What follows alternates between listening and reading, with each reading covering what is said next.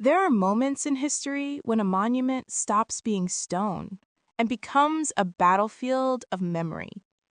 Budapest, October 23rd, 1956. Please remember, your likes are a big help. For years, this towering statue of Joseph Stalin had stood over the city, a giant bronze figure, boots planted firmly, arm extended as if directing the future of Hungary itself. To some, it was a symbol of power. To many others, it was a reminder of occupation. What you are seeing is not just a crowd. It is a nation exhaling.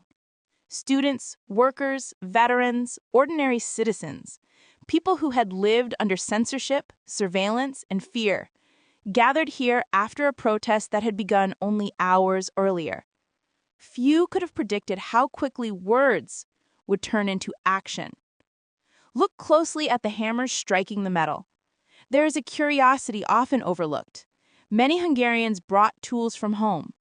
Not weapons, but the instruments of daily life. Wrenches, ropes, axes, even farm tools. The act of dismantling the statue was deeply personal, as if reclaiming something that had been taken piece by piece. The statue itself was enormous, over 8 meters tall, weighing several tons.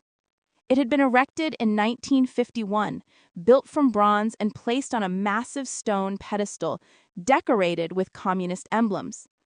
School children had once been brought here to salute it during official ceremonies. Now, those same symbols were being struck. When you see a man firing a rifle into the stone emblem, it is not random violence. It is symbolic defiance. For years, weapons belonged to the state alone. In this moment, the monopoly of power appears to crack. Behind him, a photographer captures the scene, one of many who understood instantly that this was history unfolding. Some of these images would travel around the world within days, becoming icons of resistance. Here is a little-known detail. It took hours to bring the statue down. Cables were attached, trucks pulled, and crowds pushed. When the massive figure finally collapsed, a roar echoed across the square. Witnesses later described it as a sound somewhere between celebration and disbelief. But perhaps the most famous image came afterward. For more like this, please remember to subscribe. Only Stalin's boots remained standing on the pedestal. To Hungarians, this became a powerful metaphor. The body of imposed authority gone, but traces of domination still visible. The boots would appear in newspapers across the globe, symbolizing both liberation and uncertainty. Why uncertainty? Because at that moment, no one knew how events would unfold. The revolution had begun, but its outcome was unknown.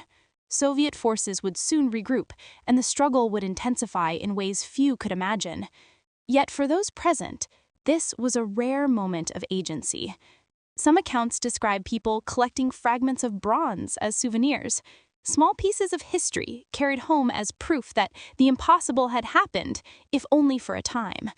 Listen if you can imagine the sounds: metal ringing under blows, murmurs rising into chants, the clicking of cameras, footsteps shifting on stone. It was not only the fall of a statue, but the release of years of tension. Historians often note that revolutions are as much psychological as political. Destroying a monument can reshape how people see themselves, no longer subjects, but participants in their own story. Standing in that square, many felt that history had turned. And yet, there is a quiet layer beneath the drama. Some in the crowd watched silently, aware of the risks. Soviet troops were still nearby. Repression had not vanished overnight. Courage and fear existed side by side. What makes this moment endure is its symbolism. A statue built to project permanence, brought down by ordinary hands. A reminder that even the most imposing symbols depend on collective belief, and that belief can change. Today, when we look at these images, we see more than destruction. We see a conversation between power and people, between memory and hope. And we are reminded that history is not only written in documents and speeches, but sometimes in the sound of hammers striking bronze, in the flash of a camera, and in the determination of a crowd deciding that a symbol no longer speaks for them.